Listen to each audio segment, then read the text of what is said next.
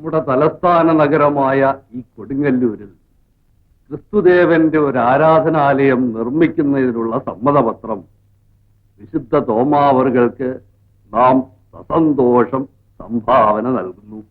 കുഞ്ഞുണ്ണി,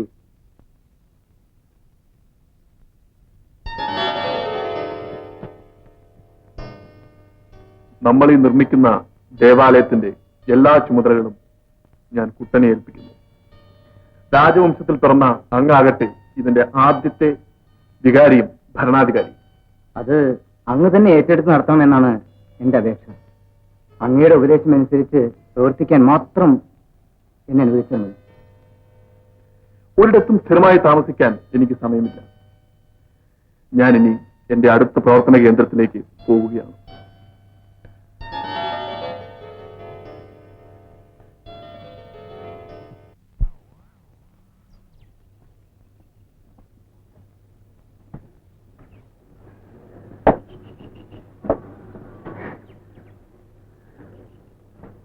ഈ വെള്ളം കുടിക്കാൻ കൊള്ളാമോ?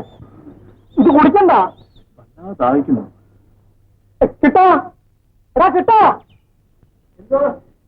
ഇപ്പോഴത്തെ ആൾക്ക് കുറച്ച് സംഭാവന കൊണ്ടൊന്ന് കൊടുക്കൂ.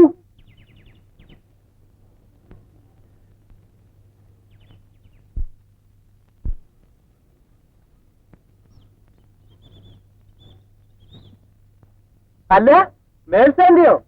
കൊടുങ്ങല്ലൂർ സേവനം തീർന്നെന്ന് കേട്ടുമല്ലോ. അടിച്ചടിക്കാരോ സംബന്ധം എങ്ങനെ ഇരിക്കുന്നു? പരിഹസിക്കേണ്ട. ആഹാ, അങ്ങനെയാണോ? വരുത്തൻ ആണുങ്ങളെ അപമാനിക്കണം അതിന്റെ തൊഴിൽ അല്ലേ? പൊയ്ക്കോ അവിടുന്ന്, അല്ലെങ്കിൽ അടിച്ച് പുറത്തും. എമ്പോക്കി നിനക്ക് സംഭാരം തരാൻ നിരൂപിച്ചപ്പോഴേ കരു തെറ്റി നോം വെച്ചരിച്ചില്ല നിപ്പ്.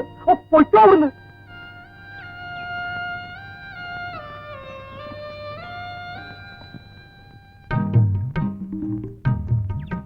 സാവിത്രി, അയ്യേ, ഉണ്ണി എന്നെ തൊട്ടല്ലോ. അശുദ്ധായി. ഇനി കുളിച്ചിട്ട് വേണം ക്ഷേത്രത്തിൽ കയറാൻ. ഞാൻ ശുദ്ധം മാറിയിട്ടില്ല. ദേവീദൂസം തന്നെയാ എന്റെയും പുറപ്പാട്. ഇവിടെ എങ്ങും ദേവീക്ഷേത്രം ഇല്ലല്ലോ. ഉണ്ടല്ലോ. എവിടെ? എന്റെ ദേവി യമധർമ്മനെ വിഡ്ഢിയാക്കി സത്യവാന്റെ ജീവൻ വീണ്ടെടുത്ത സാക്ഷാൽ സാവിത്രി ദേവിയുടെ പുനർജന്മം.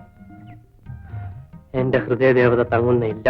അപ്പോ ഉണ്ണി ഇല്ലത്തേക്കായിരുന്നോ? ആയിരുന്നു. ഇനി പോകണം തീരുമാനിച്ചു. അതെന്താ? ദേവതയില്ലാത്ത അമ്പലത്തിൽ ഭക്തം പോയിട്ട് കാര്യമില്ല. ദീപാരാധന കഴിഞ്ഞ ഉടനെ ഞാൻ തിരിച്ചെത്തും. അതുവരെ ഞാൻ ഇവിടെ കാത്തിരിക്കും. ഒറ്റയ്ക്കോ? അല്ലാതെന്താ നിവൃത്തി? ആട്ടെ, സാവിത്രി എന്തെന്ന് ഒറ്റയ്ക്ക് പുറപ്പെട്ടത്? ഋഷിമാരാരെയും കാണുന്നില്ലല്ലോ. അവരുണ്ടെങ്കിൽ ഇങ്ങനെയൊക്കെ സംസാരിക്കാൻ സാധിക്കോ? അത് ശരി. അപ്പോൾ നിത്യവും ക്ഷേത്രത്തിൽ പോവാറുണ്ടോ? ഇല്ല. ഇന്ന് പ്രത്യേകിച്ച്? ഇന്ന് എന്താ ആഴ്ച? തിങ്കൾ. അത് തന്നെ. ഇന്ന് എനിക്ക് വ്രതവാ. ഓ, സോമവാരവ്രതം. അതെ. എന്തിനാ? എന്തിനാ? നല്ല ഭർത്താവിനെ കിട്ടാൻ. ആയിരിക്കും. എന്നാൽ ഈ നിലത്തേക്ക് മടങ്ങാമല്ലോ. സംശയിക്കണ്ട, ഭഗവാൻ പ്രസാദിച്ചിരിക്കുന്നു. എങ്ങനെ?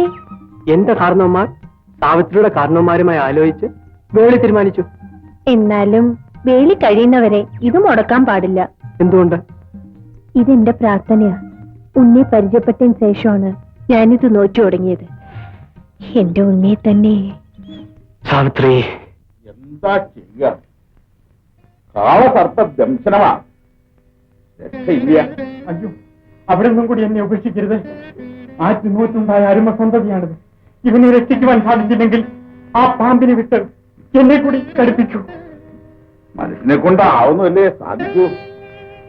ഈ കുട്ടിയുടെ ആയുസ് അത്രേ വിളിച്ചിട്ടുള്ളൂ. അലംഘനീയ കമലാസൻ ആജ്ഞ. ഈ കുട്ടിയെ ഞാൻ ഒന്ന് പരിശോധിക്കുന്നതിൽ വിരോധമുണ്ട്. നമുക്കെന്താ വിരോധം? ആര് പരിശോധിച്ചാലും ഈ കുട്ടിയുടെ ജീവൻ വീണ്ടെടുക്കാൻ സാധ്യമല്ല. നിശ്ചയം. കർത്താവിന്റെ കനിവുണ്ടെങ്കിൽ ഏത് ജീവനും വീണ്ടും. കർത്താവോ? ഏത് കർത്താവ്? എന്റെ ഗുരുനാഥൻ, ലോകരക്ഷകനായ ഈശോ മിശിഹ. ഓ, ഒരു പുതിയ മതക്കാരൻ വന്നിരിക്കണമെന്ന് കേട്ടു. അത് നിങ്ങളാണോ? അതെ, നിങ്ങളുടെ കർത്താവിന്റെ ദൈവം കൊണ്ട് ആ കുട്ടിയുടെ ജീവൻ രക്ഷിക്കാൻ പറ്റുമോ? കഴിയുമെന്നാണ് എന്റെ വിശ്വാസം. എന്നാൽ നമുക്കതൊന്ന് കാണുമല്ലോ. കണ്ടാൽ മാത്രം പോരാ, അത് അംഗീകരിക്കുകയും വേണം. ചത്ത കുഞ്ഞിനെ ജീവിപ്പിക്കുമെങ്കിൽ ആ സിദ്ധി അംഗീകരിക്കുന്നതാണല്ലോ മര്യാദ. അങ്ങ് ശുദ്ധനാണെന്ന് എനിക്കറിയാം.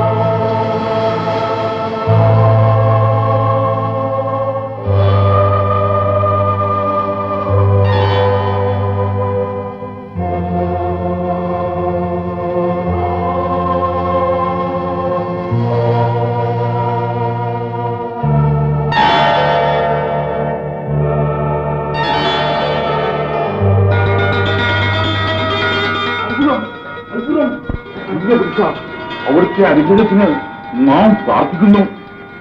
സർവശക്തനായ ഈശോ മിശിഹ നമ്മെ രക്ഷിക്കട്ടെ. ചപ്പൻ ഹൈന്ദവധർമ്മം ഒക്കെ കളഞ്ഞു കുളിച്ചു. ഇനിയിപ്പൊ എന്താ ചെയ്യ? ഒരുത്തൻ പാമ്പിനെ കൊണ്ടൊന്ന് വിഷടിപ്പിച്ചു ഉത്തരേ. അത് കണ്ട ഉടനെ മതവും മാറി. അവന്റെ മോന് എന്റെ മോളെ കൊടുക്കാനോ? അത് ഈ ജമ്മൻ നടപ്പില്ല. സാവുത്രിക്കുട്ടി ഉണ്ണിയുമായി ലോഹിത്തിലാന്നാ പറഞ്ഞു കേൾക്കണത്. മറ്റൊരു വേളിക്ക് സമ്മതിക്കുമോന്ന് സംശയ. സമ്മതിക്കില്ലാന്നോ? അവൾ അത്രയ്ക്കായോ? വേളി നിശ്ചയിക്കേണ്ടത് നോമ, അവളല്ല. പക്ഷേങ്കി അങ്ങനെ തന്നിഷ്ടത്തിന് ഭാവം വെച്ചാലേ അടിച്ചിറക്കി പടി വിലക്കും. എന്റെ മോള് മരിച്ചുപോയെന്നാ വിചാരിക്കും. പിണ്ണം വെച്ച് പുലവുളി നടത്തുക അങ്ങട്. സാവിത്രിക്കുട്ടി നമ്മളെ അങ്ങോട്ട് നിശ്ചരിക്കുവോ?